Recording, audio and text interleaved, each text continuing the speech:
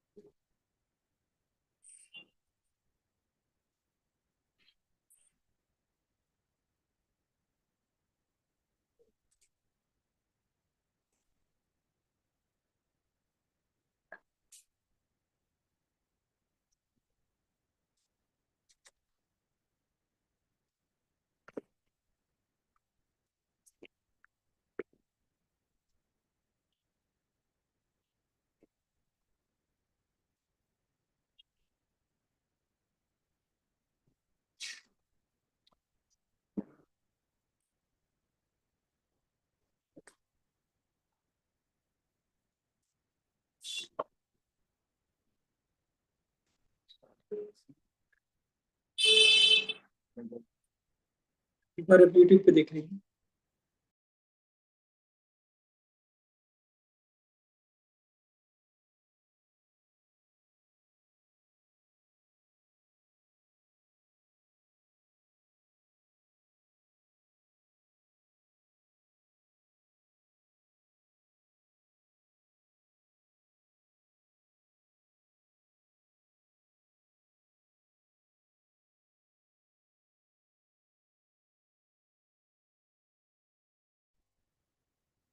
Comments में कोई link आ नहीं रहा है। अब आया है।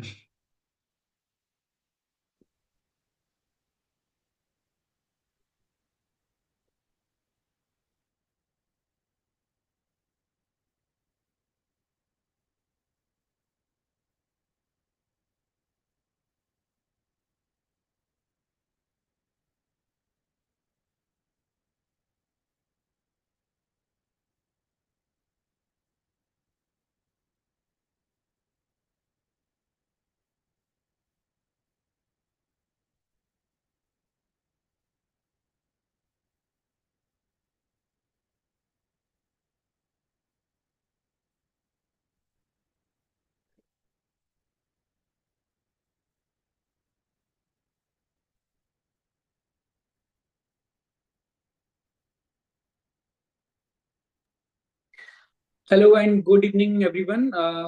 We sincerely apologize for the delayed start. We are still a developing nation, so internet glitches and all होता रहता है. Uh, so I can see the participant count is increasing. Let's do a quick tag check. Please drop a clear in the chat box if my voice is clear and video is visible.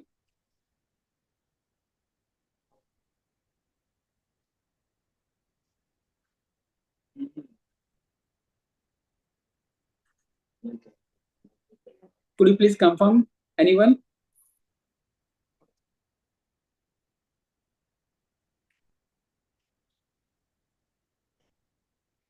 Am I audible to you guys?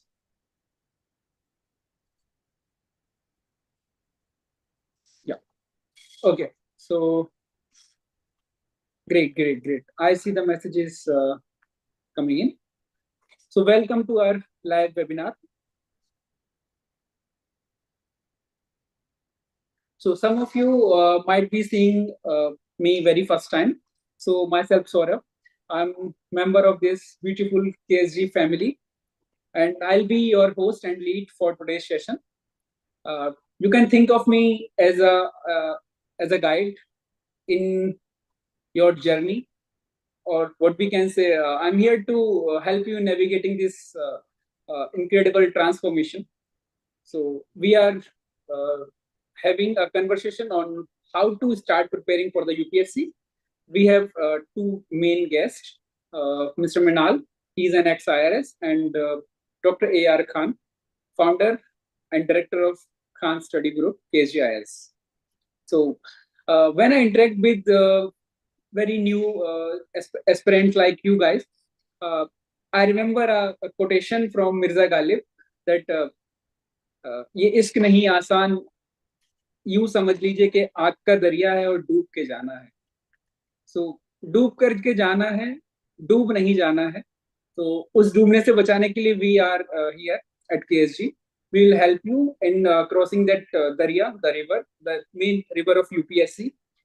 So let's not go into such things. Let me clear one more thing. I want to set kind of one rule that there is no such thing as a tiny or small. You can ask any doubt, anything that you feel that about any book, syllabus, newspaper, anything, optionals. आपको कोई personal कोई doubt हो सकता है, like you are struggling या नहीं हो रहा है, कैसे करें, एनी प्रॉब्लम, कोई छोटी बड़ी समस्या नहीं होगी. सो कभी भी आप चैट बॉक्स में अपने डाउट्स, अपने क्वेरीज ड्रॉप कर सकते हैं. Also so let's welcome mister Mrinal. He is an excise officer. Mrinal sir, can you hear me? Yeah. The floor is yours. Yes, Saurabh sir. Thank you for that beautiful introduction. I hope you can hear me out. If yes, please let me know.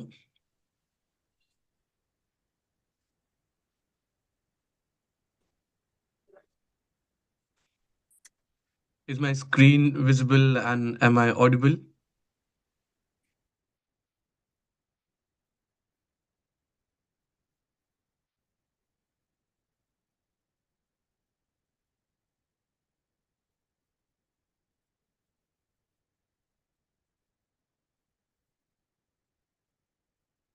या सो थोड़ा सा इसमें lag रहता है because while we are live streaming.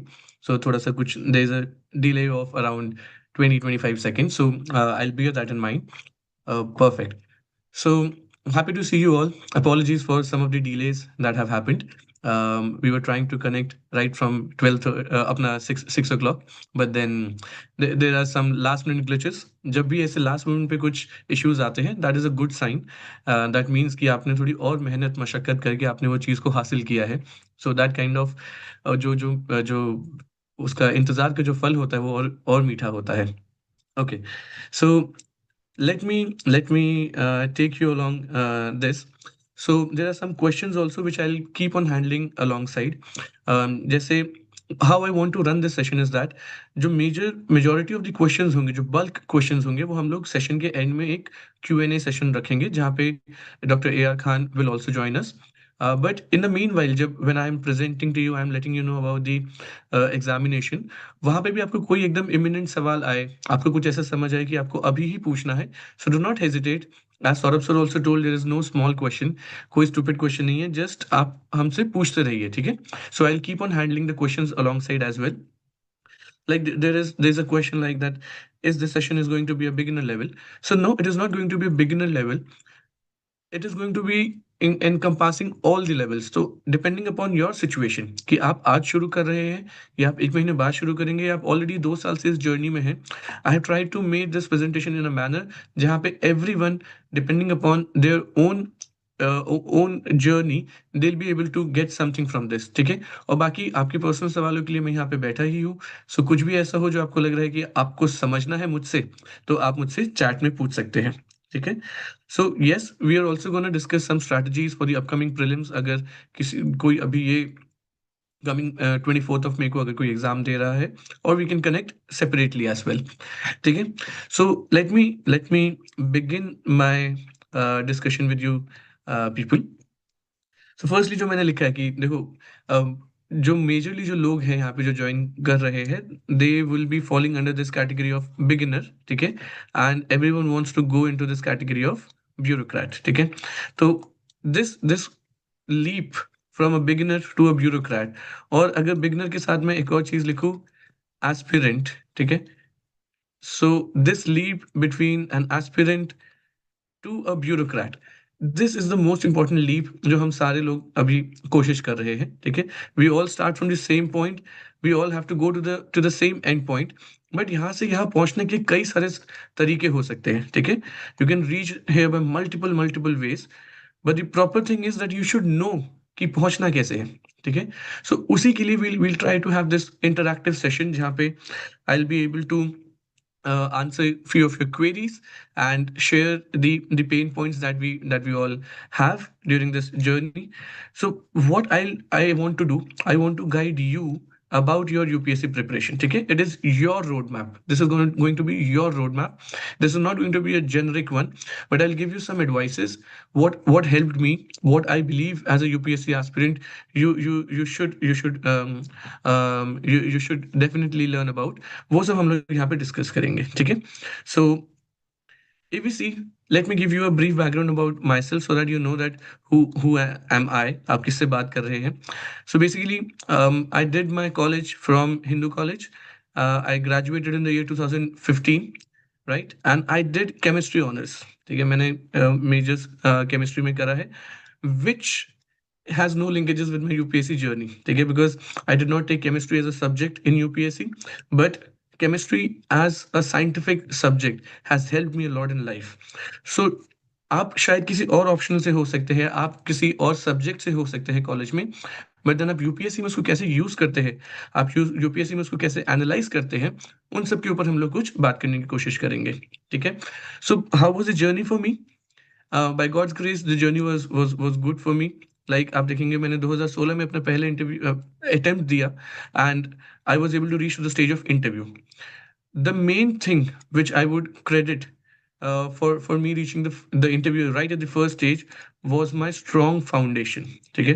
My strong foundation, मैंने जो base जो बनाया था अपनी तैयारी का, वो बहुत अच्छा बना था through through my utilization of my time while I was a student in the college. मैंने केएसजी में कुछ कुछ कॉलेज स्टडीज वाले कोर्सेज भी किए थे, and then I joined a proper batch. So my foundation became really really strong, and उसी की वजह से within a short span of time I was able to reach to the stage of interview. Interview में I was one of the youngest candidates. I did not perform very well, और marks मुझे अच्छे नहीं मिले। I got kind of succumbed under the pressure. और वो 25-30 minute में ना यार, मतलब अगर मार्क्स 19 से 20 हो जाते हैं ना, आपके सिलेक्शन और नॉन सिलेक्शन का वो डिफरेंस बन जाता है। So something similar to that happened with me, but I did not lose spirit, क्योंकि आपको पता है इस जर्नी में आप घुसे हो तो शायद आप कब निकलोगे आपको नहीं नहीं समझ आएगा। So my second attempt in 2017, I finally got selected. ठीक है, I again cleared prelims, mains, and then interview. My interview went really well. I got a addition of 30-40 marks, and then from this I got allocated uh, at a rank of 344. I got allocated to customs and indirect taxes. ठीक है, Indian Revenue Service, customs and indirect taxes. Now इसमें देखो career कैसे बनता है आपका। When I got selected, I was 24. At the age of 24, you do not get many opportunities, और अगर अपॉर्चुनिटी मिलती भी है आपको एक बेसिक लेवल की अपॉर्चुनिटी मिलती है। बट अगर आप यूपीएससी क्लियर करते हो, देन आप जिस लेवल पे ज्वाइन करते हो ना, that is the kind of a peak जो कई लोगों की करियर में कभी आता ही नहीं है, राइट। सो जैसे if I give you an example, my first ever posting when I joined after getting selected, after completing my training and everything, I was posted as the assistant commissioner of GST of the Connaught place division, ठीक है, of the Connaught place division. So आप लोग जो भी दिल्ली में हो, आप लोग को समझ आएगा कि Connaught place is such a central location of Delhi. तो वहाँ पे जितना भी जीएसटी का कंप्लाइंसेस हुआ करता था, जितने भी बड़े बड़े इंडस्ट्रीज थे, all the major 5 star hotels, all the major MNCs, Infosys हो गया, आपके कोई भी इंडियन रेलवेज हो गए, आईआरसीटीसी हो गया, गवर्नमेंट एंटरप्राइजेस, उन सबका जीएसटी का जो रिस्पॉन्सिबिलिटी था उनकी कंप्लाइंस को इंश्योर करवाने का, ये इंश्योर कराने का कि कोई टैक्स इवेजन नहीं हो रहा है, वो सब मेरे कंधों पे था, ठीक है। Being only a 25-26 year old boy at that point of time, it was a huge task. To be honest, I was scared, but जैसे जैसे हमको ट्रेनिंग मिलती है before we join the final seat, that will make you really really confident. And इतनी कम as में इतनी important responsibilities शायद आपको किसी भी प्राइवेट सेक्टर की जॉब में नहीं मिलेंगी, ठीक है। After that I shifted to an anti evasion role. आपको यहाँ पे ये वर्ड दिखेगा, anti evasion of entire south Delhi. तो पूरे साउथ दिल्ली में मेरा जो काम था वो ये था कि कोई भी टैक्स की चोरी ना हो रही हो इन the GST department, right? So tax evasion बोला जाता है उसको, ये इन्वेस्टिगेशन का काम होता है। Basically you are acting as a financial police, ठीक है? एंड आपको ये शायद पता नहीं होगा, customs and indirect taxes services में you also have a khaki uniform. सो अपने पास खाकी यूनिफॉर्म भी होती है, हमारी आर्म्ड ट्रेनिंग भी होती है। हमको I got train for 2 weeks with commandants of CRPF. So ये बहुत अलग अलग एक्सपीरियंसेस होते हैं। We got train with coast guard, we got train with in the Indian police service officers. So there are many many things जो आपको training पे मिलता है, एंड शायद आपकी लाइफ का बेस्ट फेज होता है। मैं अगर कहूँ कि अगर आपको क्या आपको इतनी मेहनत करनी चाहिए कि आप सिविल सर्विसेज के जैसे रिगरस एग्जाम के लिए पढ़ो? I would say yes. Career तो एक आपका बनता ही है जब आप क्लियर करते हैं, बट उसके अलावा जो ट्रेनिंग वाला फेज होता है, that 1 or 2 years of training, that shapes you as a person, that gives you lot of rich experiences, and आपको बहुत हेल्प करता है आपकी लाइफ में, ठीक है? Then the third posting, which I took after this anti-evasion rule, was in DGGI. आप लोगों ने शायद इसका नाम कई बार अखबारों में सुना होगा, directorate general of GST intelligence. So I was the youngest to be posted there in Delhi zonal unit. And इसमें आपका जो मैसिव स्केल पे आप ऑपरेट करते हो to ensure that there is no tax evasion in the GST collections, ठीक है? तो मैंने मेजरली जो काम करा है वो जीएसटी डिपार्टमेंट में करा है। अब GST was such an important thing when I joined the service, because आप लोगों को पता होगा 2017 में ही जीएसटी आया था। So when I joined we were among the first officers जिन्होंने जीएसटी इम्प्लीमेंट करा, उसके ट्रांजिशन में हेल्प करी, लोगों को समझाया, उनको उनको पढ़ाया, ठीक है? और फिर आगे-आगे जाते-जाते जैसे-जैसे टैक्सेस की चोरी होती थी, हमारा काम होता था to ensure that there is no tax evasion. So we used to conduct raids, searches, ठीक है? हम लोगों ने बहुत पैसा भरवाया लोगों से जो टैक्स की चोरी करते थे। सो वो एन्श्योर करना होता था कि सब कुछ लीगली हो रहा है, ठीक है? So this is my entire background. And आप लोगों को लगेगा कि then why did you move out? This is a personal thing. I wanted to explore more things. I wanted to explore the global financial world. So मैं IRS से move out हुआ, but somehow I am always connected with KSG, because पहले मैं यहाँ पे एक student था, फिर मैंने सिलेक्शन से पहले यहाँ पे पढ़ाया भी, तो मेरा बच्चों के साथ बहुत अच्छा कनेक्ट बना। And since the last 7-8 years I have been interacting with UPSC students, UPSC aspirants. So मैं अपने आप को एक्स IRS से ज़्यादा, मैं खुद को एक एक्स एस्पिरेंट अभी कहूँगा। सो बिकॉज़ अब मैं आपसे एस्पिरेंट टू एस्पिरेंट बात करूँगा। मेरा जो आईआरएस का बैकग्राउंड था, वो चला गया, ठीक है? Now it is an aspirant to ex aspirant level talk. अब थोड़ा दुःख बाँटते हैं, अब थोड़ी चीज़ें समझते हैं कि कैसे क्या करना है, ठीक है? So basic flow of the exam 3 stages है, प्रीलिम्स, मेंस, इंटरव्यू, राइट? इसमें आपको बेसिकली प्रीलिम्स में आपको सीसैट का एग्ज़ाम देना होगा, जिसमें सीसैट में you have to score 67.5 marks. ये सिर्फ क्वालीफाई होना है आउट ऑफ 200 मार्क्स, ठीक है? 80 क्वेश्चंस का पेपर आता है, एंड आपको 67.5 मार्क्स का क्वालिफिकेशन वो चाहिए।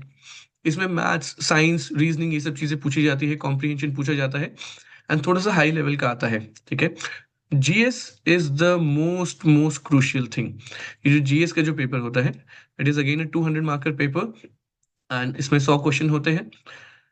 इससे आपकी कट ऑफ डिसाइड होती है कि अगर आपका इस लेवल से ऊपर कट ऑफ गया, तो ही आपके मार्क्स गए उस कट ऑफ से ऊपर, तो ही आप सिलेक्ट होते हो। जैसे इस साल the cut off for general category people was 92 marks, ठीक है? तो अगर 92 से ऊपर आ रहे हैं आपके जीएस के पेपर में, और 67.5 से ऊपर आ रहे हैं सीसैट के पेपर में, तो आपका प्रीलिम्स क्लियर होगा, राइट?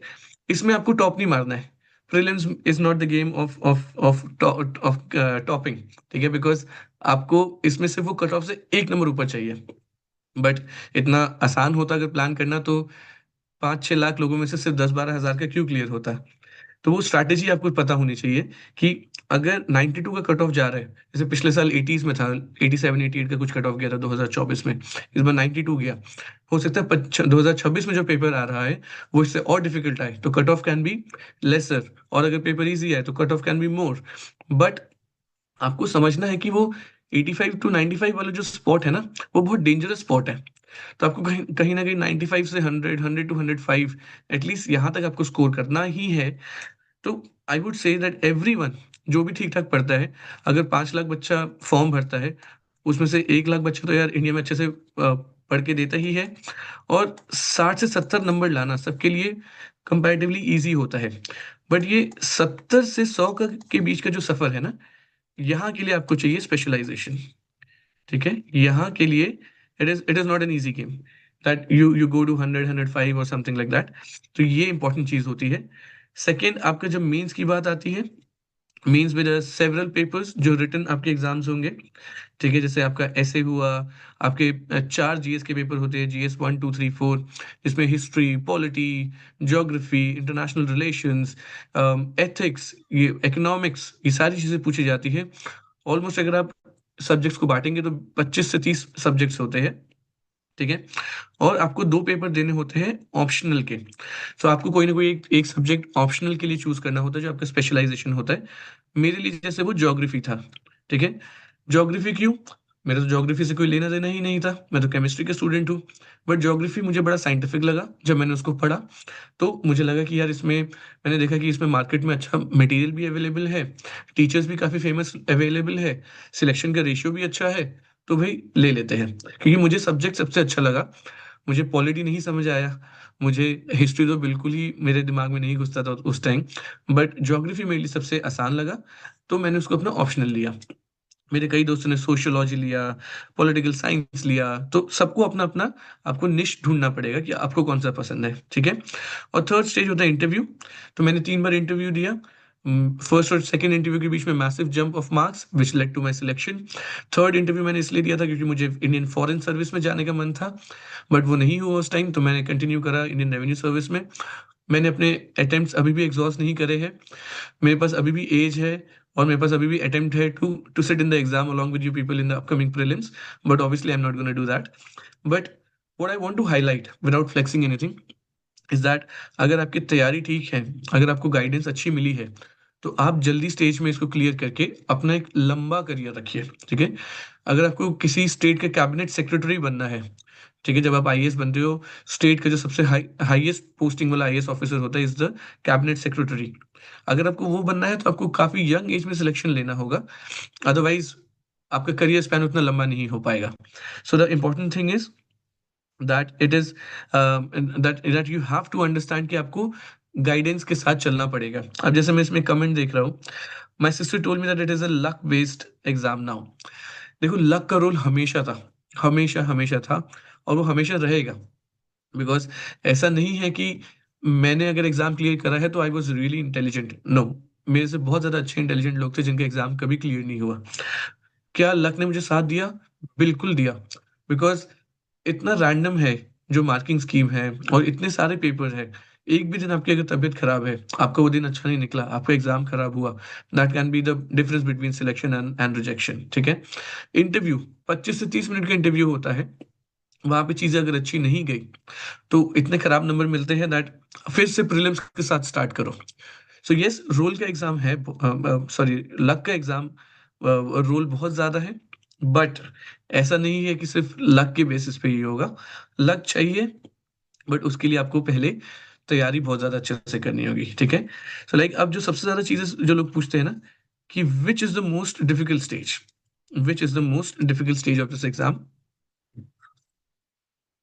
इसमें मुझे जो लगता है, आप लोग मुझे कोई बता सकते हैं कि आप लोगों को कौन सा सबसे मुश्किल स्टेज लगता है? प्रीलिम्स लगता है, मेंस लगता है, या इंटरव्यू लगता है? सबके इसमें अपने अपने पेन पॉइंट्स होते हैं, सबको अलग अलग डर लगता है। तो I would want to know कि आपका क्या पॉइंट ऑफ व्यू है। Every stage is very very very important. आप लोग कमेंट्स में बता सकते हैं आपको क्या लगता है। But all the stages are equally important, but कहीं ना कहीं जो सिलेक्शन और रिजेक्शन का जो रेशियो है ना, वो हर स्टेज में बहुत वेरी करता है। हर स्टेज की तैयारी बहुत वेरी करती है, और सब कुछ would be dependent upon your background, your preparation level, और ऑन योर कॉन्फिडेंस। अगर आप बोलने में कॉन्फिडेंट है तो शायद आपको इंटरव्यू ठीक लगे। ठीक है, अगर आप लिखने में बहुत कॉन्फिडेंट है, जैसे मेरे लिए मेंस बहुत मेन फेज हुआ करता था, तो आप अगर आप लिखने में कॉन्फिडेंट है तो आपके लिए मेंस ज्यादा अच्छा रहेगा। सो देर आर सम पीपल जिनको प्रीलिम से बहुत डर लगता है। सो मेरे 3 4 दोस्त हैं जिनका 4 4 साल प्रीलिम्स कभी क्लियर नहीं हुआ। एक बार प्रीलिम्स क्लियर करा तो सीधा रैंक लेके निकले। ठीक है। सो ये एक रहता है कि सबको सबके अपने अलग अलग पेन पॉइंट्स होते हैं। सो मेरे लिए तो सबसे मुश्किल मुझे लगता था prelims, because prelims is a stage of screening. ठीक है, prelims is a stage of screening. 4-5 lakh लोग एग्जाम देते हैं और उसमें से 10-12 हज़ार लोग ही क्लियर करते हैं हर साल। तो आपको उसमें दूसरों से अच्छा करना पड़ेगा, आपको उसमें कट ऑफ के ऊपर आना पड़ेगा, तभी जाके आप आगे बढ़ सकते हैं। तो जो सिलेक्शन का जो रेशियो है ना, वो बहुत कम होता है प्रीलिम्स में। इसलिए मेरे हिसाब से that is very very difficult. But CSAT भी आजकल बहुत डिफिकल्ट आ गया उसमें। ठीक है, मैं कमेंट्स में देख रहा हूँ कि सी सैट को लेके भी आप लोग परेशान हैं। सी सैट भी बहुत स्ट्रैटेजिकली आपको करना होगा। दिखता है कि सिर्फ 67 मार्क्स लाने हैं, बट काफी टफ क्वेश्चंस पूछे जाते हैं। ठीक है। सो बट आई थिंक मेरे लिए प्रीलिम्स और इंटरव्यू वगैरह में आप लोग इम्प्रोवाइजेशन कर सकते हैं, मेंस में इम्प्रोवाइजेशन कर सकते हैं। बट जहाँ जैसे आप लक की बात कर रहे थे ना अभी, प्रीलिम्स से ज्यादा लक का रोल और किसी स्टेज में नहीं है। डेफिनेटली इस पे तो मैं कोई भी बेट लगा सकता हूँ। बिकॉज कौन से 100 सवाल आते हैं, आपने उसमें से पढ़ा है या नहीं पढ़ा है, उस पर बहुत फर्क पड़ जाता है। ठीक है। अब बात आती है कि कई बार आप पूछते हैं कि यार शुरू कहाँ से करें। ठीक है, आप में से कई लोग इसमें ऐसे हैं जिन लोग जो लोग अभी शुरू करेंगे, आपको पता ही नहीं है कि करना कैसे है। तो आई वुड से सबसे पहला जो आपका पार्ट है ना, वो है सिलेबस। आप में से कितने लोग ऐसे हैं जिन लोगों ने सिलेबस देखा हुआ है, पढ़ा हुआ है, और कितने लोग ऐसे हैं जिन्होंने उसको रटा हुआ है। अगर आपने रटा हुआ है तो एक बार मुझे चैट में एक बार यस लिख देना कि अगर आप कॉन्फिडेंट हो कि आपने सिलेबस रट लिया है। मैं क्यों ऐसा कह रहा हूँ, स्कूल में तो जब हम थे हमने कभी सिलेबस रटा ही नहीं, हमको पता कि यार क्या क्या आना है। बट यहाँ पे syllabus is so vast, still so specific, कि आपको चीजें याद करनी होंगी। ठीक है। आपको अगर पता होगा कि ये चीजें पूछी जा सकती है, ये सिलेबस का पार्ट है, तो जब आप उसको न्यूज़पेपर में पढ़ेंगे तो आप उसको अप्रिशिएट कर पाएंगे। आप देख पाएंगे कि किस चीज के बारे में यूपीएससी ज्यादा पूछता है, या कौन सा इंफॉर्मेशन मेरे किस एग्जाम में काम आ सकता है। ठीक है, वो सब आपको देखना होगा। So I am happy to see there several yes answers कि आप लोगों ने देखा भी है सिलेबस को और रटा भी है। सिर्फ देखने से काम नहीं चलेगा मेरे भाई, रटना भी पड़ेगा। ठीक है। और आपको आप जब आप कोई चीजें याद रहेंगे ना एकदम फ्लो में, कि जीएस 1 में ये पूछते हैं, 3 में ये पूछते हैं, तब आप वो इंटरलिंकिंग भी कर सकते हैं। वो इंटरलिंकिंग बहुत जरूरी है, उसके लिए आपको सिलेबस रटना पड़ेगा। सेकंड आती है बात एनसीईआरटीज की। तो कई लोग का ये चलता है कि एनसीईआरटी पढ़नी है कि नहीं पढ़नी। मेरे हिसाब से तो भाई पढ़नी चाहिए। बट क्या सारी पढ़नी चाहिए? I don't think so. Not A to Z सारी एनसीईआरटी नहीं पढ़नी है। बट कुछ कुछ बहुत ज्यादा इंपॉर्टेंट है, जैसे ज्योग्राफी के लिए क्लास 11 और 12 की एनसीईआरटीज, इकोनॉमिक्स के लिए आपकी क्लास 11 की माइक्रो और मैक्रो की एनसीईआरटी, हिस्ट्री के लिए जैसे एंशियंट हिस्ट्री में आर एस शर्मा की किताब हो गई, मिडिवल के लिए सतीश चंद्रा की किताब हो गई, और मॉडर्न के लिए बिपिन चंद्रा की किताब हो गई। ये एनसीईआरटी वो है जो आपका ना बेस बनाती है, जो फाउंडेशन बनाती है। तो अगर आपको कोई बिल्डिंग खड़ी करनी है अपनी रैंक की, कि भाई मैं तो टॉप 100 में आ गया, टॉप 50 में आ गया, उसके लिए जो फाउंडेशन है ये बहुत स्ट्रांग होनी चाहिए आपके पास। फाउंडेशन के लिए आपको कैसे कैसे करना होगा, फाउंडेशन के लिए आपको एनसीईआरटी से स्टार्ट करना चाहिए, अगर आप अभी स्टार्टिंग वाले फेज में हो तो। ठीक है।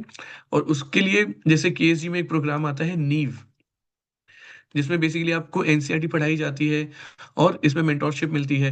तो कहीं ना कहीं अगर आप स्टार्ट कर रहे हैं, I think this would be a very good starting point for you, कि एनसीईआरटी के साथ स्टार्ट करते हैं, जिसमें स्पेसिफिकली जो जो एनसीईआरटी एग्जाम के लिए रिलेवेंट है, उसके लिए रिकॉर्डेड लेक्चर्स है और चीज़ें अच्छी है, जो मुझे बहुत हेल्प करी थी एज अ स्टूडेंट। ठीक है। थर्ड आती है बात स्टैंडर्ड बुक्स की। स्टैंडर्ड बुक्स की बात आती है, जिसमें इसमें मैं एक चीज कहता हूँ कि सबको सेम चीज पढ़नी है। मैंने भी वही किताबें पढ़ी है 10 साल पहले जो आज आप पढ़ेंगे। ठीक है, इस एग्जाम को क्लियर करने के लिए सबको सेम पढ़ना है। कोई इसमें रॉकेट साइंस नहीं है कि कहाँ से क्या पढ़ना है। जो स्टैंडर्ड बुक्स है उनको लेके करंट अफेयर्स वगैरह एक अलग चीज हो जाती है। बट जो स्टैंडर्ड बुक्स है ना, सेम पढ़ना है। बस एक आपको चीज याद रखनी है कि आपको दूसरों से बस थोड़ा ज्यादा ध्यान से पढ़ना है इसको। ठीक है, इस बात को अपने मन में बिठा लीजिए। पढ़ेंगे तो सब कुछ वही, बट मेरा क्यों क्लियर होगा, क्योंकि मैंने डिटेलिंग पे ध्यान दी है, मैंने नुआंसेस पे ध्यान दिए हैं, मैंने चीजों को समझा है, परखा है, बहुत बार रिवाइज किया है। ठीक है। तो ये जो ध्यान जो वर्ड है, आपको इसमें समझना भी है, रटना भी है, सब कुछ चीज़ें दूसरों से थोड़ा बेहतर करना है और अपने से हर दिन इम्प्रूव करना है, ठीक है? तो ये स्टैंडर्ड बुक्स की बात आती है। आप कभी भी चाहेंगे मैं आप लोगों के साथ स्टैंडर्ड बुक्स की लिस्ट शेयर कर सकता हूँ, आपको हर जगह मिल जाएँगी। वहीं से पढ़ना है, बस कंसोलिडेट करिए उसको। Do not run after several different sources. अगर यहाँ पे नहीं बैठे हैं ना दिमाग में, चीज़ अगर कंसोलिडेट नहीं हुई है, तो तब तक एग्ज़ाम में वो रेप्लिकेट नहीं हो पाएगी। एग्ज़ाम सिचुएशन में कैसे एकदम से याद आ जाएगा जब तक आपने उस चीज़ को 10 बार, 20 बार, 30 बार नहीं पढ़ा होगा, ठीक है? तो मैं एक कॉमन एवरेज इंसान के हिसाब से बता रहा हूँ, अगर आपका आईक्यू बहुत तेज़ है, आपको चीज़ें देखने से रट जाती है, याद हो जाती है, देन एक आपके लिए ईज़ी बॉल गेम है। बट अगर आप मेरे जैसे एक नॉर्मल इंसान है, तो मेहनत करिए, उसको पढ़िए, 50 बार पढ़िए, ठीक है? रिवाइज़ करिए, तभी आपके एग्ज़ाम में ईज़िली आपको याद आएगा। फिर बात आती है न्यूज़पेपर रीडिंग की। सॉरी। तो न्यूज़पेपर रीडिंग में मैंने एक चीज़ लिखी हुई है कि आपकी मर्ज़ी, ठीक है? इसको पढ़ के शायद आप लोग याद भी आपको खुशी भी होगी कि आपकी मर्ज़ी बोल दिया। बट आपकी मर्ज़ी सिर्फ़ इस हद तक कि कौन-सा न्यूज़पेपर पढ़ना है। द हिंदू पढ़ना है या द इंडियन एक्सप्रेस पढ़ना है। पढ़ना तो कोई ना कोई है, ठीक है? न्यूज़पेपर तो ज़रूर पढ़िए बिकॉज़ न्यूज़पेपर सिर्फ़ आपके ना करंट अफ़ेयर्स का सोर्स नहीं है। न्यूज़पेपर आपकी वोकैब्युलरी का सोर्स है, आपकी अंडरस्टैंडिंग का सोर्स है।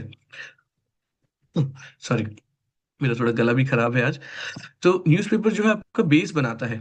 आप बार-बार जब न्यूज़ न्यूज़ पढ़ते हैं तो आपको समझ आता है कि इसको कैसे लिखते हैं, कि इसको कैसे प्रेज़ेंट करते हैं। और आंसर राइटिंग पे ना बहुत फ़ोकस करिए मतलब जब आप कोई चीज़ पढ़ते हैं, उसको लिख के देखिए अपने वर्ड्स में कि आपने कैसा लिखा। उसको समझा के देखिए किसी और को अपने वर्ड्स में। अभी जो ये मिडल ईस्ट का क्राइसिस चल रहा है, ये वेस्ट एशिया में जो वॉर चल रही है, इसको अपने किसी दोस्त को समझा के देखिए। न्यूज़पेपर में पढ़िए कि कौन किससे लड़ रहा है, क्यों लड़ रहा है। आपको सिर्फ़ आपको सिर्फ़ यही नहीं समझना है कि क्या हो रहा है, आपको समझना है कि क्यों हो रहा है, ठीक है? इसकी इम्प्लीकेशंस क्या है? ये ठीक कैसे होगा? ये और खराब कैसे होगा? वो सब आपको पता चलेगा न्यूज़पेपर से, क्योंकि जो न्यूज़पेपर में जो आर्टिकल्स लिख रहे हैं, उन लोग का तजुर्बा आपको हेल्प करेगा। देखिए, आपको एक्सपीरियंस का कोई कोई और जुगाड़ नहीं है, वो वक़्त के साथ ही आता है। बस ये है कि अगर किसी के पास है, तो उससे थोड़ा-थोड़ा आप ले सकते हैं। उस दरिया में आप थोड़ा अपना हाथ डाल के वो एक्सपीरियंस ले सकते हैं। तो न्यूज़पेपर एक ऐसा सोर्स है जहाँ पे आप कुछ ना कुछ लोगों की बातों से समझ के आप उसको एम्यूलेट कर सकते हैं, ठीक है? तो जैसे मैं देख रहा हूँ that what about art and culture किसी का सवाल है। आर्ट एंड कल्चर के लिए जो हमारी फाइन आर्ट्स की किताब है एनसीईआरटी की वो ज़रूर पढ़िएगा और उसके अलावा नितिन सिंघानिया सर के कुछ-कुछ नोट्स आते हैं जो जिससे काफ़ी लोग पढ़ते हैं, तो वो आप देख सकते हैं बट फाइन आर्ट्स की जो किताब है एनसीईआरटी की, वो ज़रूर पढ़िए प्लीज़ हाँ। फिर आप कोई कुछ पूछ रहे हैं Many faculty suggest that now newspaper is crafted with AI, so is it relevant? देखो everything is not crafted bye AI. जो कई लोग जो अगर मान लो कोई एक फॉर्मर एम्बेसडर है जो आईएफएस रह चुके हैं, उन्होंने 20 साल चाइना में काम करा है और अब जाके वो इंडो चाइना रिलेशन पे एक आर्टिकल लिखते हैं। अगर उन्होंने कोई एआई का यूज किया भी है तो वो चीज आपको सिर्फ और ऐड करेगी, ठीक है? बट जो थॉट्स है वो तो उन्हीं के है ना, वो एआई के पास नहीं है वो थॉट्स। तो वो थॉट्स को पढ़िए। अगर कोई मान लेते हैं कोई डिफेंस का एक्सपर्ट है जिसने आर्मी में टेरिटोरियल आर्मी में या पैरा आर्मी में पैरा रेजिमेंट में उन्होंने 20 साल काम करा है, 15 साल काम करा है और उनका कोई आर्टिकल आता है तो वहां से जो इनसाइट्स मिलेंगे वो आपको कहीं और नहीं मिल सकते हैं, ठीक है? सो इसलिए आई वुड से जरूर जरूर पढ़िए अपना न्यूज़पेपर, वो आपको बहुत हेल्प करेगा। उसके अलावा there some things like newspaper में टाइम लगता है। भाई लगेगा ही बिल्कुल, जब शुरू करेंगे ना तो बहुत टाइम लगेगा। मुझे याद है मैंने 3-3 घंटा लगाया शुरू में जब मैं न्यूज़पेपर पढ़ता था, but it is not advisable in the long run. मैं क्या करता था, मैंने अपने साथ एक किताब रखी थी, एक कॉपी रखी थी जिसमें कोई भी नया अंग्रेजी का शब्द, कोई भी इंप्रेसिव वर्ड मुझे आता था तो मैं उसमें लिख लेता था, उसका मीनिंग लिख लेता था, ठीक है? शशि थरूर जैसी अंग्रेजी नहीं लिखनी है, बट कहीं न कहीं आपको प्रोफेशनल वे में लिखना है। आपको कीवर्ड्स पता होने चाहिए, ठीक है? आप सिर्फ़ हर चीज़ को गुड एंड बैड नहीं लिखेंगे। आप उसको प्रोग्रेसिव या फिर आप उसको रिग्रेसिव कुछ इस वे में लिखेंगे, तो वो कुछ-कुछ वर्ड्स की बात है। Believe me, there is only about it is only about those few words you catch hold of those, you will be able to improvise a lot. ठीक है? So like um, this like I feel I need some hand holding in right direction. Yeah, definitely. देखो KSG में we'll have all the hand holding and everything. So वो at the end part of the session we'll discuss about all those. And so there's a question about Neve. So Neve as a product is a recent one. When I was a student, there was school book read up. ठीक है, जो new NCERT से मिलता था, NCERT के ही notes उसमें हुआ करते थे ना। उसका भी एक रिफॉर्म्ड वर्जन आ चुका है, नीव। So it is even better than what I got. मैं तो एसबीआर स्कूल बुक रीडअप से ही बहुत ज़्यादा खुश था, बिकॉज मैंने मेजरली सारी एनसीईआरटीज नहीं पढ़ी, बट एसबीआर से मैंने काफ़ी कुछ गेन करा। अब नीव उसका भी एक एनहांस वर्जन है, which is also coupled with counselling and all. So yes, ठीक है। उसके बाद बट एनसीईआरटी एंड ऑल, अगर नींव है उसको प्रिपरेशन से पहले स्टार्ट करना ज्यादा बेहतर है। या अगर आपको डर लग रहा है कि आपने अभी तक एनसीईआरटीज नहीं पढ़ी है, तो आपको लेना वो चाहिए, ठीक है। नाउ न्यूज़पेपर में चॉइसेस वही है, द हिंदू, ठीक है, द हिंदू, या फिर आपका इंडियन एक्सप्रेस। और आपको पढ़ना कैसे है? पढ़ने के लिए आपको सबसे पहले जो मैंने आपको पॉइंट बताया कि आपको सिलेबस याद होना चाहिए। तो अगर आपके पास सिलेबस है, ठीक है, आपके पास सिलेबस है, तो आप देख सकेंगे कि कौन सा आर्टिकल जीएस 1 के लिए इंपॉर्टेंट है, कौन सा आर्टिकल जीएस 2 के लिए इंपॉर्टेंट है, कौन सा आर्टिकल में एथिकल कोई रूल है, ठीक है। तो वो सब जरूरी है कि अगर आपको सिलेबस याद है, तो आप समझ पाएंगे न्यूज़पेपर कैसे पढ़ना है, कितना पढ़ना है, ठीक है। तो वो सब हम अभी सेशन में और डिस्कस करेंगे। So exactly the doubt that has come, how to choose topics in newspaper to read for the exam is through the syllabus, ठीक है। Then what should be your mantra? So mantra अगर आपको है, शुरू में मत दौड़ो, पीक करो, ठीक है। शुरू में ये नहीं कि डे 1 पे आपने ऐसी पढ़ाई करी कि पहले एक हफ्ता आपने रोज 15 घंटे पढ़े और फिर बीमार पड़ गए, तो फिर 2 हफ्ता फिर पढ़ ही नहीं पाए। सो स्टेडीली राइज करो, ठीक है। बट कैसे कैसे करेंगे, मैंने कैसे स्टार्ट किया था? मुझे यूपीएससी का कोई नॉलेज नहीं था, कोई फैमिली में कोई नहीं था। I was always fond of cricket, ठीक है। आईटी जेई में बहुत सारे फेलियर्स हुए, उसके बाद मुझे समझ आया कि यार नहीं हो पा रहा। देन आई गूगल कि इंडिया में सबसे अच्छी जॉब्स कौन सी है, तो यूपीएससी के बारे में पता चला, और वहां से मैंने अपनी जर्नी स्टार्ट करी। सो सबके पास अपने अलग अलग मोटिवेशंस होंगे या सैड स्टोरीज होंगी टू कम टू यूपीएससी, ठीक है। बट मेरे लिए जो सबसे इंपॉर्टेंट पार्ट है वो ये है कि टाइम मैनेजमेंट आपको कैसे करना है, टाइम मैनेजमेंट, ठीक है। जो कॉलेज वाले बच्चे लोग होते हैं ना यार, हम लोग जब कॉलेज में होते हैं तो ऑब्वियसली कुछ फ्रीडम हमको ज्यादा मिलती है, तो मन करता है कि यार ये कॉलेज का टाइम है, एंजॉय कर लेते हैं। बट यही वो टाइम भी है जहाँ पे आपको अपनी लाइफ भी बनानी है, ठीक है। सो आपको दोनों चीजें बैलेंस करनी होगी। आपको को करिकुलर एक्टिविटीज में भी पार्ट लेना है, बट इतना भी नहीं लेना है कि फिर आपके लिए यूपीएससी के लिए टाइम ही ना बचे, ठीक है। तो मैंने जैसे शुरू किया था स्टॉप वॉच, मैं एकदम ना, मैंने आदत शुरू कर दी थी कि मैं अपने एक एक मिनट की कीमत रखता था, कि अगर मैंने इतना काम करा है तो मैं कितना पढ़ भी पा रहा हूँ, ठीक है। अगर मैंने कोई कोई इवेंट अटेंड करा है तो मैंने कितना टाइम एनसीईआरटी को भी दिया, क्योंकि मैंने एम बना लिया था कॉलेज में। आई वॉज वेरी क्लियर कि मुझे ये एग्जाम क्लियर करना है, ठीक है। स्लोली अपनी हैबिट्स बिल्ड करो, अपने हर मिनट की कीमत रखो, न्यूज़पेपर रोज पढ़ो, प्लीज न्यूज़पेपर की आदत डाल लो। कि इनहेरेंटली अगर आपको किसी दिन पढ़ाई का भी मन नहीं कर रहा ना, तो उस दिन एटलीस्ट न्यूज़पेपर पढ़ लो। जब आप मैनेज कैसे करोगे, जैसे 2-4 घंटा दिन में आपको फाउंडेशनल स्टडी के लिए निकालना ही पड़ेगा, ठीक है। जब आप कॉलेज में हो और कॉलेज के एग्जाम पास आ रहे हैं, तब यूपीएससी को फोकस से थोड़ा दूर कर दो। बट अदर टाइम्स आप थोड़ा कॉलेज की स्टडीज को थोड़ा सा फोकस से दूर करके यूपीएससी की स्टडीज को ज्यादा फोकस करो। तो मैं जैसे केमिस्ट्री ऑनर्स का था, मेरा केमिस्ट्री का बेस अच्छा था, तो मैं यूपीएससी को टाइम ज्यादा दे पाता था, ठीक है। बट जब कॉलेज के एग्जाम्स आते थे तो ऑब्वियसली मुझे उसमें परफॉर्म करना है, तो यूपीएससी का मैं बहुत कम पढ़ता था। बट मैं न्यूज़पेपर्स उस टाइम भी नहीं छोड़ा करता था। और अगर कुछ भी टाइम मिले, गो टू योर लाइब्रेरीज। अब तो ऑनलाइन इतनी सारी एजुकेशनल वीडियोस हैं, मेरे टाइम पे ऑनलाइन का इतना जमाना नहीं था। But I am a fan of edtech now, so I am connecting you through this medium in a very professional manner, ठीक है। सो यही सब चीजें होती है जो एडटेक के थ्रू आपको हम लोग दे सकते हैं।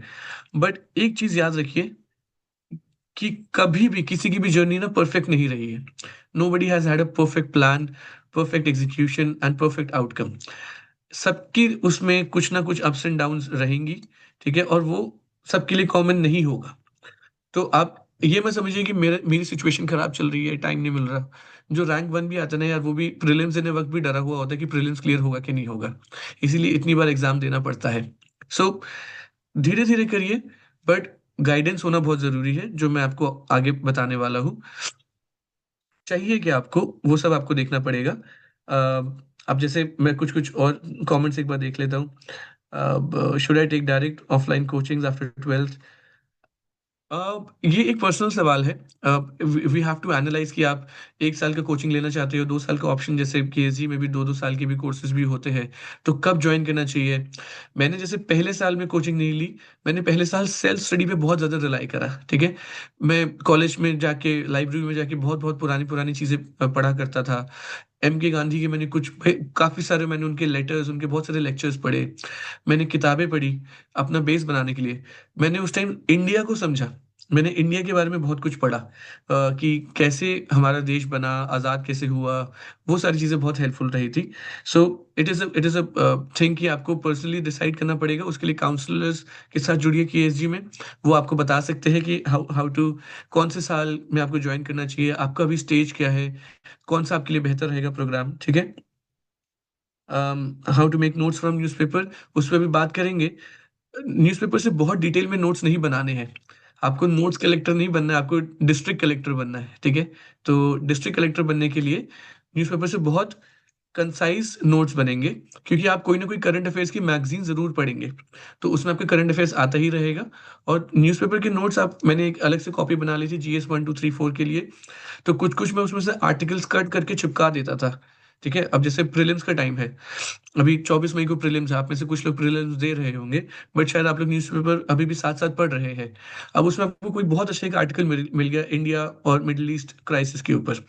अभी आपके पास टाइम नहीं है कि आप उसको पढ़ सको, तो बस उसको काट के अपनी कॉपी में पेस्ट करके रख लो कि जब प्रीलिम्स हो जाएगा और मेंस की तैयारी करोगे, तब उसको रीड करोगे, ठीक है? सो ज़रूरी है कि आप न्यूज़पेपर में नोट्स में घुस ना जाओ। छोटे-छोटे नोट्स, कुछ-कुछ सिंपल-सिंपल, कि कौन से डिपार्टमेंट के बारे में आपने पढ़ा, कौन-सी एजेंसी के बारे में आपने पढ़ा, क्योंकि इन सब के बारे में भी यूपीएससी बहुत सारे सवाल पूछा करता है, ठीक है? I met Tina ma'am during Republic Day parade. I was in school. She started preparing during college, but I'm afraid about Plan B. Plan B की भी हम बात करेंगे वैसे तो। और टीना मैम तो केएसजी में ही आई थी, जब उन्होंने एज़ अ कॉलेज स्टूडेंट उन्होंने डॉक्टर ए.आर. खान से गाइडेंस ली थी। सो बहुत ही अच्छा बॉन्ड था उनका। उनकी mother, I have heard, I would request when doctor AR. Khan joins, कि बताएँ कि उन्होंने कैसे, टीना डाबी की मदर ने कितना ज़्यादा सैक्रिफाइस करा, कितना ज़्यादा उन्होंने कोऑर्डिनेट करा विद केएसजी, ताकि वो उनका एक फाउंडेशन बन सके। सो हर चीज़ फाउंडेशन के ऊपर डिपेंडेंट डिपेंडेंट है। आपने शुरू के टाइम जो आपकी मेहनत चल रही है, उसको आपने यूटिलाइज़ कर लिया। आगे की जर्नी, अगर मान लो पहले 1 अटेम्प्ट में, 2 अटेम्प्ट में सिलेक्शन नहीं भी होता है, आगे आपको री-स्ट्रैटेजाइज़ करने में बहुत हेल्प मिल सकती है, अगर आपका फाउंडेशन अच्छा है तो, ठीक है? अगर नीचे वाली लेयर्स अच्छी नहीं है, ऊपर से आप कितना भी सीमेंट डालते रहो किसी बिल्डिंग में, उसकी नींव कमज़ोर रहती है। तो ज़रूरी है कि आप फाउंडेशन पे ज़्यादा फ़ोकस करें, ठीक है? So what would be the best backup options? Best backup options की हम ज़रूर बात करेंगे। प्रीलिम्स के लिए 2026 के लिए Akanksha, may be we can connect separately as well. We will share contact details. अभी जो लास्ट 50 दिन जो बचे हैं, it is all about revision. मतलब you have to revise madly. आपने जो-जो पढ़ा है उसको कंसोलिडेट करना है। क्वेश्चंस प्रैक्टिस करने हैं, रोज़ कम से कम 30 टू 50 क्वेश्चंस आपको प्रैक्टिस करने हैं। 30 से 50 क्वेश्चंस करिए, फटाफट एनालाइज़ करिए, रिवाइज़ करिए। क्वेश्चंस एनालाइज़ करिए, रिवाइज़ करिए, फिर एनालाइज़ करिए। ऐसे ही चीज़ें चलती रहेंगी। तो अभी टाइम है कि जो आपने पढ़ा है उस पे बिलीव करने का, और चीज़ों को रिवाइज़ करने का फटाफट, ठीक है? अभी do not go for new sources, अभी बहुत ज़्यादा आपके पास टाइम नहीं है, ठीक है? Now I am just quickly highlighting कि आपको क्या-क्या चाहिए। जैसे आपके पास रोज़, आपके पास यूट्यूब और टेलीग्राम पे आपको 50 चीज़ें मिल जाएँगी, बट वो सब चीज़ें ना आइसोलेशन में होती है। आपको एक कम्युनिटी चाहिए, आपको 10-20 लोग चाहिए अपने आस-पास, जो यूपीएससी की तैयारी कर रहे हो, जिनसे आप खुल के बात कर सकें, ठीक है? आपको रोज पढ़ना है और रोज कुछ सीखना है। ये जो चीज है ना, लर्न डेली, ये मुझे सबसे ज्यादा हेल्प करी थी to keep myself motivated. Every day I use to learn something new as an aspirant, because किसी दिन मैंने पॉलिटी पढ़ा तो मुझे पता चला कि यार अच्छा, कॉन्स्टिट्यूशन कुछ होता है जिसमें कुछ कुछ चीजें अपने राइट्स है, अपनी ड्यूटीज है, ये सब चीजें हैं।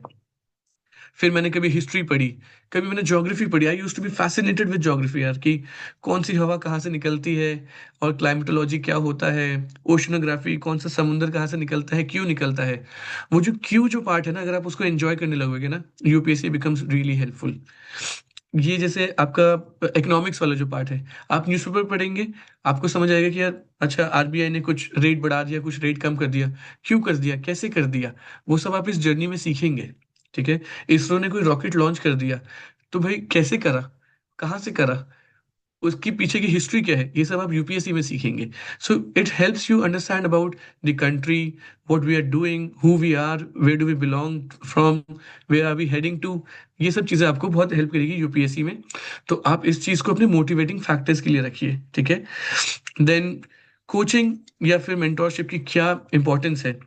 देखो, कहीं ना कहीं अगर कोचिंग मेंटोरशिप वगैरह आप लेते हो तो आपकी टाइम बचता है, आपकी प्लानिंग बेटर होती है, मॉरल सपोर्ट होता है। ठीक है। फ्लेक्सिबिलिटी रहती है आजकल आपके पास, बिकॉज आप लोगों के पास ऑनलाइन प्लेटफॉर्म्स भी है। ठीक है। तो जैसे मैंने यहाँ पे लिखा हुआ है, राइट राइट राइट। हम लोग क्या करते हैं ना, हम लोग सिर्फ पढ़ते रहते हैं। हम लोग ना क्वेश्चंस अटेम्प्ट करते हैं, ना हम कुछ लिखते हैं। और फिर बाद में एग्जाम आ जाते हैं, तब लगता है यार अभी तो तैयारी ही नहीं हुई है। तो डे वन से यार, डे वन से जब से आप कोई किसी की मेंटोरशिप लेते हो, कहीं पे भी कोचिंग लेते हो ना, लिखने पे बहुत फोकस करो। और क्या लिखना है, जरूरी नहीं है कि डे वन से यूपीएससी के एग्जाम्स के प्रीवियस ईयर्स क्वेश्चंस को लिख के देखो। आपको क्या लिखना है, आप लिखो what is your idea about India, what do you know about India. आप इंडिया को अगले 20 साल में, 30 साल में कहाँ देखते हैं, आप खुद को अगले 20 साल में कहाँ पे देखते हैं। Just take some things, write it down. ठीक है, लिखो। मैटर नहीं करता कैसी इंग्लिश लिख रहे हो, बट क्या आप उस पर 100 वर्ड लिख पा रहे हो, क्या 150 वर्ड लिख पा रहे हो। कोई भी आपने आर्टिकल न्यूज़पेपर में पढ़ा, उसको अपने वर्ड्स में लिख के देखो। ठीक है। ये सब चीजें होती है जो आपको आपकी आदत बनाएगी लिखने की, आपकी स्किल डेवलपमेंट होगी। लिखना ऐसा नहीं है कि आप एकदम से उठे किसी दिन और आप लिखना शुरू हो जाएंगे। That comes with a habit. ठीक है। एंड वो एक स्किल है जो आपको डेवलप करनी पड़ेगी, जिसके लिए जैसे when I used to be a student at KSG, रोज हमको रोज के रोज असाइनमेंट्स मिलते थे टू राइट समथिंग, एक एक पेज के। और उसी से मेरी हैबिट बहुत अच्छी बनी। And I was most confident about mains, कि मेंस मेरा ठीक ठाक डेवलप हो गया था। ठीक है। एंड मेंस से ही आपकी रैंक बनती है, बिकॉज 7-8 पेपर होते हैं जिसके मार्क्स जुड़ते हैं आपके फाइनल रैंक के लिए। और इंटरव्यू के ऊपर आपकी फिर डिपेंडेंसी कम हो जाती है। ठीक है। जैसे रचित राज थे जो 2014 में शायद रैंक 3 लाए थे, उनके मेंस में इतने मार्क्स थे कि अगर उनको इंटरव्यू में एकदम जीरो भी मिलता तो भी उनका लिस्ट में कोई ना कोई नाम, मतलब उनका रैंक आ जाता, बिकॉज उन्होंने इतना ज्यादा अच्छे से करा था अपना मेंस का रिजल्ट। सो ऐसा होता है कि अगर आप देखेंगे ना कि मेंस मेंस की क्या इंपॉर्टेंस होती है, वो आपको जर्नी में आगे पता चलेगी। अगर आपको अपनी सिलेक्शन पक्की करवानी है तो writing, answer writing mains is that stage which is most important. ठीक है। मोटिवेशन कंसिस्टेंसी के बारे में लोग बहुत पूछते हैं, मोटिवेटेड कैसे रहे।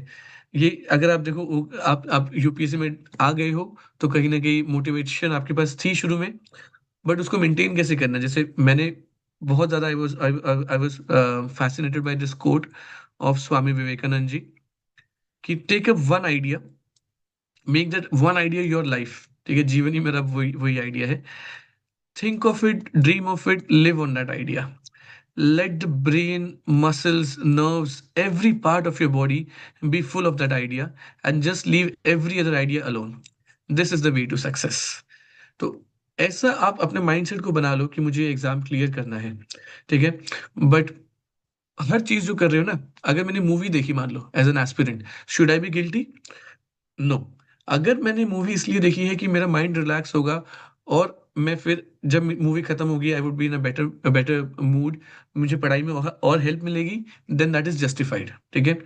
अगर मैं क्रिकेट खेलने गया, मैं फुटबॉल क्रिकेट बहुत खेला करता था even when I was an aspirant, so क्या मैं टाइम वेस्ट कर रहा हूँ? No. I was keeping my body fit, I was keeping my mind healthy. इससे आपकी प्रोडक्टिविटी बढ़ती है। बट डिस्ट्रैक्शंस अगर बहुत ज्यादा हो जाते हैं, then it is not justified. अगर आप डिस्ट्रैक्शंस को कम रख सकते हैं, सीमित रख सकते हैं, देन आप इस स्वामी विवेकानंद जी के कोट को आप अपने आप अंदर इम्बाइब कर सकते हैं। एंड अगर आप इसको कहीं पे लिख के रखेंगे ना, अपने फोन के वॉलपेपर पे डाल लीजिए, डेफिनेटली आपको इम्पैक्ट इसका पता चलेगा। It is a very very important and powerful quote. But क्या मैं इसकी वजह से कह रहा हूँ कि आपको कोई प्लान बी नहीं होना चाहिए? Definitely not. प्लान भी होना चाहिए यार, बिकॉज यूपीएससी का जो एग्जाम है ना, चाहे आप बेस्ट ऑफ द बेस्ट हो, आपका सिलेक्शन होगा कि नहीं वो पक्का नहीं होता है। बट प्लान बी में क्या क्या होगा? अब जैसे आज की डेट में आपको क्या चाहिए? एआई आपको पता होना चाहिए थोड़ा बहुत, ठीक है। कुछ कुछ कोर्सेज साथ साथ करते रहो स्किल डेवलपमेंट के। प्राइवेट वर्ल्ड जो है ना, it is competitive, but it is also open hearted. मतलब अगर आपके पास स्किल्स है, आपके पास सर्टिफिकेशंस है, तो आप कहीं ना कहीं अच्छा कर सकते हो लाइफ में। तो एक प्लान भी तो आपका रहेगा कि प्राइवेट सेक्टर में जाना, उसके लिए आपके you have to be at the top of the skill level. But उसके अलावा there are several other other exams as well, जिसको मैं कहता हूँ यूपीएससी प्लस, ठीक है। यूपीएससी प्लस मतलब कि अगर आप यूपीएससी की तैयारी करते हैं, जिसमें जीएस कोर होता है ना, जीएस, ठीक है, उस वही जीएस आपको और भी कई सारे एग्जाम्स में काम आएगा। ठीक है, वही जीएस आपका कई सारे एग्जाम्स में काम आएगा। एज एन एस्पिरेंट मैंने लोकसभा का भी पेपर दिया था। मैंने और भी बहुत सारे पेपर दिए थे। एसएससी का मैंने पेपर दिया था। मैंने नाबार्ड का पेपर दिया था। मैंने सीआईएसएफ का पेपर दिया था। सो जो जो आपका सीएपीएफ वाला जो पेपर होता है, मैंने इंडियन फॉरेस्ट एग्जाम दिया था। तो वो जो बेस मेरा जो बना था ना, वो मुझे और कई जगह हेल्प किया। और मैंने फिर कहीं ना कहीं मैं उसको स्ट्रेटेजाइज किया करता था कि अगर यूपीएससी नहीं निकलेगा 2 साल में, तो कहीं ना कहीं मुझे थर्ड ऑप्शन में जाना पड़ेगा, मुझे फोर्थ ऑप्शन में जाना पड़ेगा। तो प्लान बी होना ज़रूरी है। बट एक गवर्नमेंट जॉब सिक्योर कर पाना एक बहुत बड़ी बात होती है। तो अगर आपके पास प्लान बी है, do not be do not take it in a negative way. But जैसे मैं अगर अपना पर्सनल ओपिनियन दूं, शुरू के 2 साल जो 2 अटेम्प्ट थे मेरे ना, उस पे मैंने बाकी चीज़ों पे ज़्यादा ध्यान नहीं दिया। मतलब मेरा मेन था कि मुझे अपने आप को 2 साल कॉन्क्रीट देने हैं, जिसमें 1 साल आपकी प्रिपरेशन का और 1 साल आपका अटेम्प्ट का, ठीक है। तो अगर इन 2 साल में मुझे समझ आएगा कि यार मैं कितने पानी में हूँ, तो मैं इस पे ही एक और साल दूंगा। अगर नहीं हो रहा है, then I have to shift, कि मेरी एज बढ़ेगी, मेरी रिस्पॉन्सिबिलिटीज आएंगी मेरे ऊपर। तो कहीं ना कहीं I have to do better in life ना। इसी साइकिल में तो नहीं रह सकते। और मैंने ये सोचा हुआ था कि 4 बार मैक्सिमम, अगर हुआ तो हुआ, नहीं हुआ तो कुछ और करेंगे, ठीक है। उस चक्रव्यूह से बाहर आना ना बहुत जिगरे की बात है, अगर नहीं हो पाता है तो। मेरा सिलेक्शन हो गया, मेरे लिए बाहर आना फिर भी थोड़े आसान था। बट हमेशा एक वो रहता था कि यार एक और अटेम्प्ट दे दे क्या, आईएएस बन जाए क्या, कोशिश करेंगे आईएफएस का, क्योंकि मेरा फेवरेट आईएफएस था, फॉरेन सर्विस था। सो मुझे बस ये था कि मेरा जब पहले अटेम्प्ट में इंटरव्यू में मैं पहुंच गया, तो मुझे समझ आ गया कि हाँ, somehow I am close to it, so let me continue. और सेकेंड अटेम्प्ट में मेरा फिर सिलेक्शन हो गया, ठीक है। So God was kind, luck was on my side, and my foundation was really strong. इन 3 चीज़ों की वजह से मेरा लिस्ट में नाम आया, ठीक है। सो ये जो एग्ज़ाम है ना, ये एग्ज़ाम बहुत ज़्यादा आउटकम ओरिएंटेड है, कि अगर आपका सिलेक्शन हो गया तो सब कुछ जस्टिफाई हो जाता है। रैंक आते ही एकदम आप सब बोलते हैं कि अरे ये बहुत ही मेधावी प्रतिभा का छात्र था, इसका तो होना ही था सिलेक्शन। मैंने तो बोला ही था, ठीक है। बट जब नहीं होता है सिलेक्शन, तो सबको लगता है कि यार कुछ कमी रह गई होगी, कुछ आपने गलती करी होगी। सो this is a very very result oriented paper. Your life is also very result oriented, but this exam is a bit more brutal on that side. तो आपका एम जो है ना, वो यही है कि एग्जाम क्लियर करना है, रैंक लाना है। एंड इट इज पॉसिबल, हर साल 1000-1200 बच्चे लोग रैंक लाते हैं। वो दूसरों से जो अच्छी चीज करते हैं कि उनकी माइंड में क्लैरिटी होती है, उनका थॉट प्रोसेस बेहतर होता है, और उनकी प्लानिंग दूसरों से बेहतर होती है। अदरवाइज कोई बहुत इंटेलिजेंट लोग सिलेक्ट नहीं होते हैं, ऐसा नहीं है, ठीक है। देन इसी में रोल ऑफ गाइडेंस की बात आती है कि प्लानिंग आप कैसे करोगे जब आप एक्सपर्ट्स के साथ बात करोगे। अब मैं ये नहीं कह रहा कि हम सब एक्सपर्ट्स हैं, बट जिन्होंने इस चीज़ को जिया है, जिन्होंने ये प्रॉब्लम्स को फेस करा है, वो आपको बेहतर गाइड कर पाएंगे, है ना। ये सब कुछ कुछ कॉमन क्वेरीज है जो मैं देखता हूँ एस्पिरेंट्स मेजरली पूछते हैं। आप इनको देख सकते हैं, ठीक है। कि करंट अफेयर्स कैसे पढ़ना है, प्रायोरिटीज कैसे मैनेज करनी है, ये तो भाई जीवन की बहुत बड़ी समस्या है, प्रायोरिटीज कैसे मैनेज करें। इंटर्नशिप भी करनी है, प्रोजेक्ट भी करने हैं, यूपीएससी का भी पढ़ना है, वो सबके साथ है, ठीक है। कुछ लोग तो जॉब करके क्लियर करते हैं यार। तो जॉब के साथ साथ क्लियर कर रहे हैं लोग, वो सब भी आप देखिए। ठीक है। लोग सोचते हैं कि काफी वियर्ड क्वेश्चंस इंटरव्यू में पूछे जाते हैं। अगर मेरा क्लियर नहीं हुआ तो क्या हुआ? Is it even worth? Is it even worth? बिल्कुल। मैं इन सब चीजों के लिए ना काउंटर क्वेश्चन रखता था अपने पास, कि अगर मैं कभी सोचता हूँ is it even worth, I would think that यार exactly what better than working for your own country. इतनी कम एज में अगर आपको कहीं पे कुछ कुछ मिलता है, तो वो यूपीएससी के थ्रू आपको मिलेगा। ठीक है। सो बेसिकली जहां पे भी डाउट्स है ना, put some counter queries to yourself and then you'll be able to overcome those. So like I'll also see some comments. I'm in college and the location of my college is remote. Okay. देखो, remote areas की होने ना होने से आपको कुछ advantages disadvantages होंगे, but जो एडटेक का आज जो ज़माना है, तो कहीं ना कहीं वो बहुत हेल्पफुल रहेगा। अगर आप रिमोटेस्ट एरिया में भी है, अगर आपके पास एक स्टेबल वाईफाई कनेक्शन है, तो एडटेक के प्लेटफॉर्म से हम लोग जुड़ सकते हैं। काउंसलिंग सेशंस हो सकते हैं, आपके कलेक्टिव टेस्ट वगैरह हो सकते हैं। ठीक है। Then, is there any specific course for answer writing? Yes, there is specific course for answer writing. Saurabh sir or Dr. A.R. Khan along with me, there's a course called as Answer Writing Skill Development Program, जो जिसमें specifically answer writing पे ही focus किया जाता है। सो जब when ever you join the counselling वगैरह, तो आप उसके इसमें इसके बारे में पूछ सकते हैं। I have joined the classes but don't have any idea how to find test series online for both prelims and mains. Um, Harshvardhan, आप क्या केएसजी की क्लासेस के बारे में बोल रहे हैं या कोई और क्लासेस के बारे में? Because everything should be there on the portal and on the websites. ठीक है। Basically how I will be associated with KSG and all, कहीं ना कहीं मैंने देखा है कि यहाँ पे काफ़ी सारा एक्सपोजर है, एक्सपीरियंस है। Doctor A R Khan 35 years से जीएस पे फोकस कर रहे हैं। एक ज़माना था जब जीएस जनरल स्टडीज इतना बड़ा हिट टॉपिक नहीं हुआ करता था, बट सर ने जब केएसजी शुरू करा था ना, तब से उन्होंने जीएस पे ही सिर्फ फोकस करा है। सो 2008 में केएसजी शुरू हुआ, जीएस पे ही फोकस रहा, और 2013 में यूपीएससी ने अपना सिलेबस बदल के जीएस सेंट्रिक बना दिया। तो केएसजी तो ऑलरेडी इसके लिए तैयार ही था, बट यूपीएससी ने थोड़ा और अलाइन कर दिया। फिर बाकी लोगों ने फॉलो किया, बट केएसजी एक ऐसा इंस्टीट्यूट था जिसने उस टाइम से शुरू करा हुआ था अपना फाउंडेशन, और उन्होंने उस पर और उसको एक्सपैंड करा। सो कहीं ना कहीं एक्सपर्टीज है, और I would like to bring a flavour of youth to this organization. ठीक है। मैं I have lived through this exam. I've always been connected over the last 10 years with aspirants and helped them to clear the exam. So I would be associated in terms of some personalized sessions, mentorship, and clearing your fears during this exam. ठीक है। सो केएसजी में जो जो आपको basically जो अच्छा चीज़ें मुझे जो सबसे ज़्यादा अच्छी लगी, वो पर्सनली आई फेल्ट कि focus on daily answer writing, daily tests, learning together, availability of the faculties, ये सब चीज़ें मुझे बहुत हेल्पफुल लगी थी। और there is everything, there is something for everyone here. ठीक है।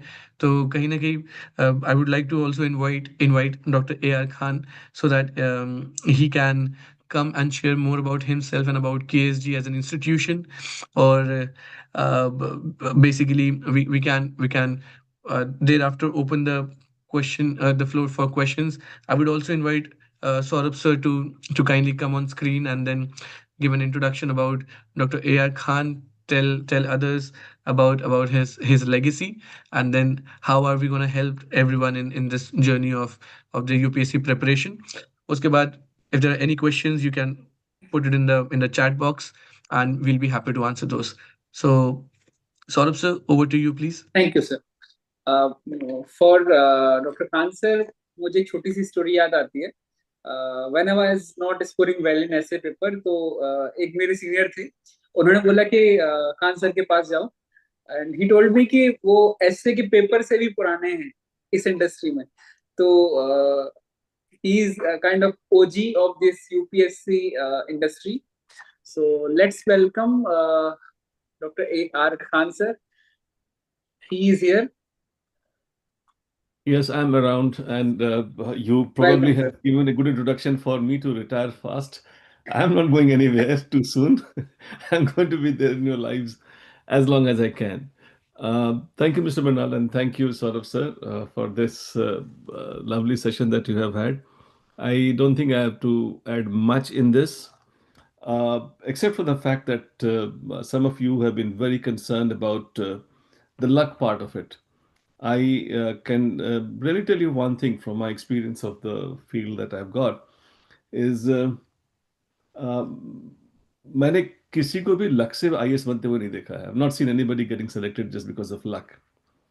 I mean, I suppose uh, first requirement is your efforts, labor, and more efforts, more labor that you have got. I suppose that makes you luckier every time that you move. So I would imagine you get luckier by working hard.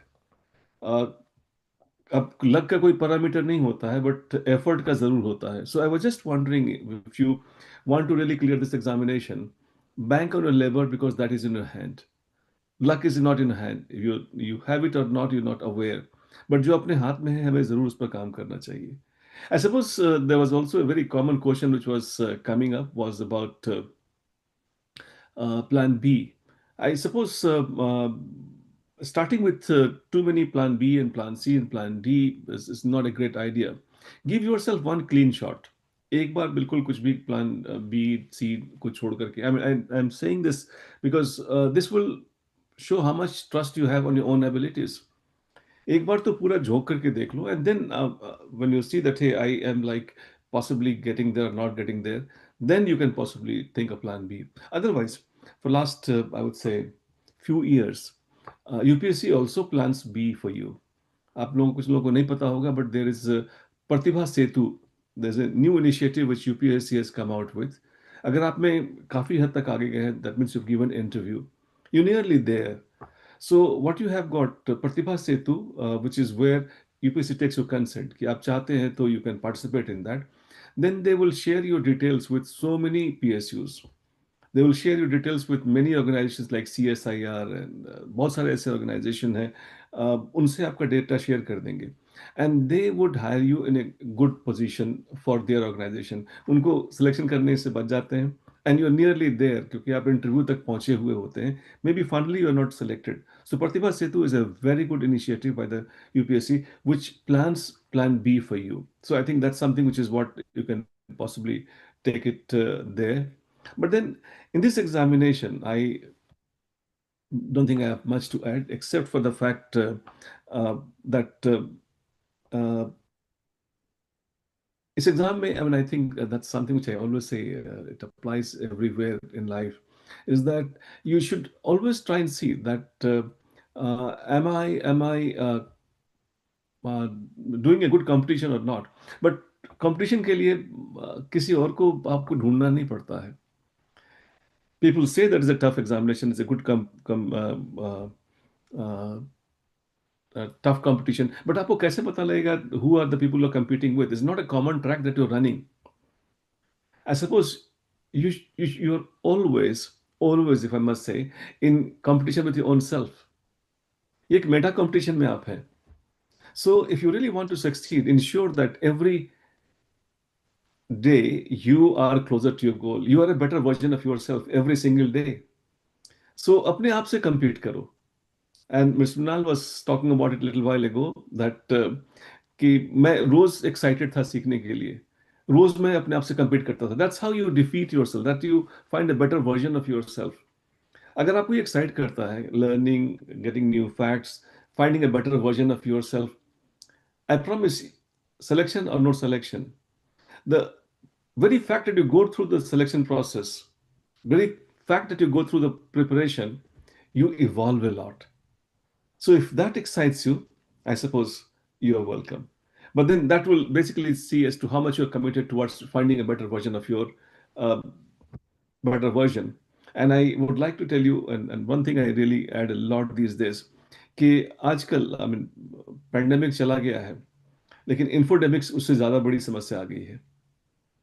You all have so much of information. I think IT revolution, now you have got those generative transformers aa gaye aapke life mein, and so many of them. So that suddenly you are inundated by the information that you have got. In such condition, it is very important that you find that who is the right person who can possibly hold your hand. And it is, I mean, you have got, I call it as a blue water syndrome. You can sail in the sea open, but then if somebody can tell you that, hey, this is the path which is optimal path for your destination, I suppose that is where the coaching comes into play. Coaching would not give you some material which you cannot find yourself. You can, but coaching can tell you that, hey, इसको नहीं पढ़ना है. क्या पढ़ना है? You get a lot of people. आपके लिए क्या जरूरी है? From the point that you stand, KSG takes lots of pride in explaining that. And then, if you want to make your journey optimal, using a GPS is a good idea, because GPS sees from a greater height. GPS has taken so many people to the destination, but then, like I always mention, like a cursor, it only moves when you move. अगर आप नहीं move कर रहे तो coaching बेकार है. Coaching किसी को आईएएस नहीं बना सकता है. हाँ, अगर आप बनना चाहते हैं तो बता सकता है कैसे जाना चाहिए, कैसे क्या करना चाहिए. बट इस एग्जाम में fact is not the only thing. Skill is very important. Information democratised हो गया है. Your mobile has got more information than you can ever imagine reading. What is important here is that you should be uh, using the information for the purpose for which you're writing the examination. That means writing skill to be developed. And writing a skill, like any other skill, it's gradually improving. And that requires constant monitoring and continuous hand holding. And that one general advice, अच्छा introduction लिखो, doesn't make any sense to anybody. अच्छा conclusion लिखो, doesn't make sense to anybody. It has to be seen and then suggested that, hey, इसमें ये कमी थी, इसको ये ठीक करो. And that's how you gradually can improve. I suppose at KSG we take lots of pride in curating, and Saurabh sir, Binal sir, and me, we would be very much happy to guide you through that skilling part of it, because there's a lot of gap between knowing and actually doing it. And then knowing doing gap is a serious problem that lots of people suffer from. I suppose Coaching Institute can bridge it. I think there was not much for me to say. Mr. Binal has already given you everything, and this will be time when he would take you through all the details. And I suppose and then I'll be very happy to connect. You all have our numbers. I'll be very happy to connect personally. I'm more of a person who interact individually better. So you got any doubt on any issue of your preparation, I'll be very happy to find some time out for you. You can connect on the medium that we have connected with at the KSG. You can fix up a time. We can set up a meeting. We can set up a call with you, and then we can interact and then see your personal query at that level. And that's all from my side. Over to you, Saurabh sir. Thank you, sir. Thank you for your valuable insights, sir. So many of you asking about some courses for the college going students. So we at KSG provides one such course is NEEV, and second one is answer writing skill development program. I must say that during college अगर आप ये एक अच्छा answer लिखना सीख जाते हैं तो काफी हेल्पफुल होगा. Whether you are writing your semester exam या जो मेंस एग्जाम है, दोनों में देखो काफी डिफरेंसेस होते हैं.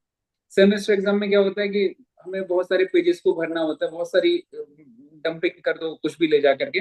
बट यूपीएससी के पेपर में आप देखते होंगे जो जिनका सीजीपीए जीपीए बहुत हाईएस्ट रहता है, even those students are not able to score good marks.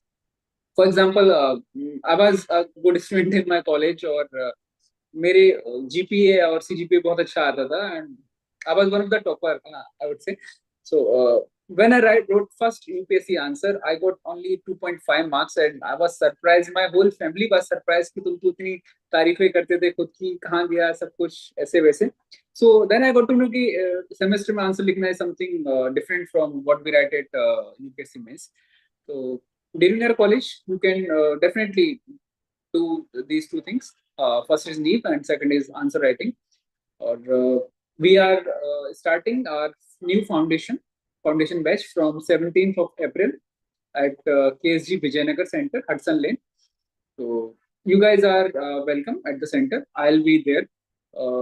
Also, if you want kind of a discussion regarding your optional and regarding anything related to UPSC, you can come to the center, and we are helping you out definitely. Also, you can book our one-on-one session if you are not here in Delhi or any other KSG center. So we can connect online as well. So feel free to ask anything. So that's all. Hope आप लोगों को अच्छा लगा होगा. And then anything to say, Mrinal sir? So I think there are one or two questions about our contact details, and basically the people want to see Dr. A.R. Khan in person. So obviously after the seminar webinar ends, you will all be contacted again by our team, wherein you'll be provided the details of getting along on one-to-one sessions with us, or या फिर offline centre पे आके कैसे मिलना है, कहाँ पे contact करना है. All those things would be taken care of, so don't worry about it. And there were one or two more doubts Saurabh sir जो इन्होंने comments में पूछे हुए हैं, that whether it is possible to cover all the syllabus in 1 year and crack the exam in first attempt. एक साल is a good amount of time. एक साल में possible है. अगर आप यही 6 महीना बोलते, 8 महीने बोलते, नहीं हो पाता उसमें. But 1 year is a good period for preparation. काफी सारे लोग एक साल तैयारी करके इस एग्जाम को निकालते हैं. प्रोबेबिलिटी कम रहेगी, ठीक है, प्रोबेबिलिटी कम रहेगी, नो डाउट. शायद रैंक आए तो शायद बहुत अच्छी रैंक ना आए, बट होता है. एक साल is a good amount of time. And what about Rajendra Nagar centre? Yes, we are at Rajendra Nagar. It is also active, तो वहाँ पे भी आप लोग आके बात कर सकते हैं. You can meet Saurabh sir and other counselors. And yes, some people are mentioning about Shrishti Deshmukh ma'am and Tina Rabi ma'am. So definitely इन लोगों ने डॉक्टर ए आर खान से पर्सनली मेंटोरशिप ली थी. I was also a student. मुझे याद है मैं sir के room के बाहर बहुत देर तक लाइन में खड़ा रहता था to get my answers checked. कई बार एकदम जीरो मिलता था, ठीक है, कई बार अपने को एकदम एकदम जीरो मिलता था, बट स्टिल यही जर्नी है जिसमें आप सीखते हैं कि आप धीरे धीरे जाके आप अपना आंसर राइटिंग डेवलप करते हैं. So it is a long journey, and आपको उसमें सपोर्ट चाहिए. शायद there can be different people who help you out, but it would be great if you if KSG can contribute anything to that in any of the stages, or just if you wish to have a conversation, कोई भी chit chat, कोई बात करनी है, so feel free to connect with us. Right now you will see in the comment box the details. And anyways, after the end of the session, over the next 1 or 2 days, you will be contacted by our teams. So hope to speak with you all soon, and all the best for your journey. And keep us posted with anything you have, anything you want to discuss, and we'll always be there. Thank you. Thank you for joining us. All the best. Thank you. Bye.